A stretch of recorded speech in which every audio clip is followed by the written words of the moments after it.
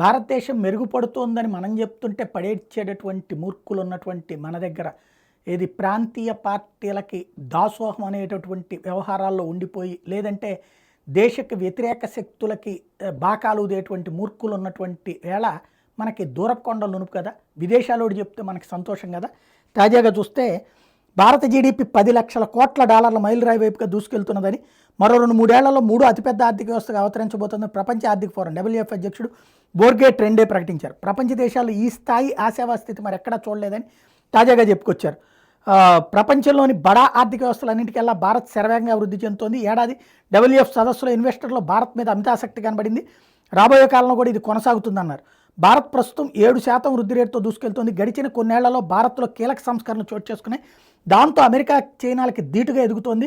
విదేశీ ప్రత్యక్ష పెట్టుబడులు గణనీయంగా పెరుగుతున్నాయి. గతంలో చైనా సహా పలు వర్ధమాన మార్కెట్లో జరిగే తయారీ కార్యకలాపాలు ఇప్పుడు భారత్కు కూడా తరలి వస్తున్నాయి. భారత్ డిజిటల్ పోటీ సామర్థ్యం ప్రశంసనీయం. ప్రపంచంలో ప్రస్తుతం సంప్రదాయ వస్తు వర్తకం కంటే డిజిటల్ వర్తకం అధికంగా జరుగుతుంది.